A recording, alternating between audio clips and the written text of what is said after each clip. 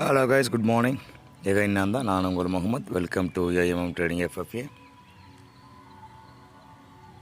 So இன்றைக்கி Thursday இல்லையா, நாளைக்கு தேர்ஸ்டே.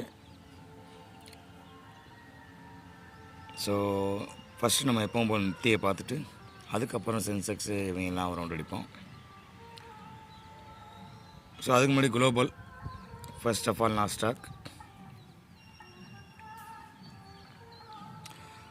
வந்து நல்ல மூமெண்ட்டு. பட் நேற்று ஒரு டோஜி கொடுத்துட்டு அந்த டோஜி க்ளோஸ் கொடுத்ததுக்கு மேலே தான் வந்து பாடி போயிட்டுருக்கு. அது ரீச் எது வரைக்கும் போகும் அப்படின்னு கேட்டிங்கன்னா 22,680 அது வரைக்கும் ட்ராவல் இருக்குது. பட் எப்படி எதிர்பார்க்கணும் அப்படின்னா, இந்த 22,300 போயிட்டு ஒரு சின்ன இறக்கம்,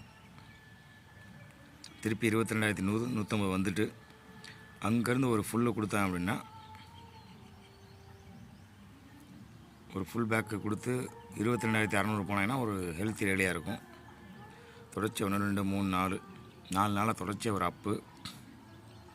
அப்புறம் டோஜி இன்றைக்கும் அப்பு கேனில் ஒரு அப் சைடு போகிற மாதிரி அப் சைடு கேனில் ஒன்று போட்டிருக்காங்க, ப்ளூ கலர் கேண்டில். சரியா?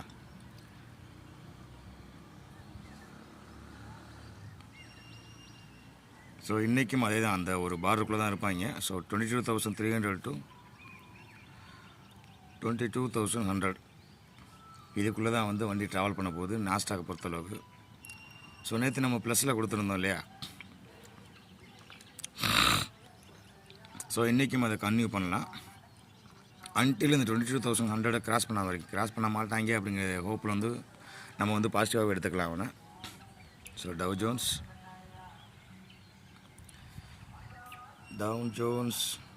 ஜோன்ஸ் சொல்லவே வேணாம், அதே தான்.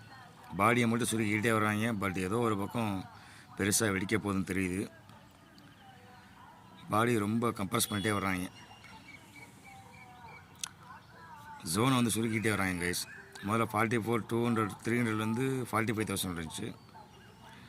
அடுத்து ஒரு 2 நாள் கழித்து 44,800 வந்து 44,300 கொண்டு வந்தாங்க.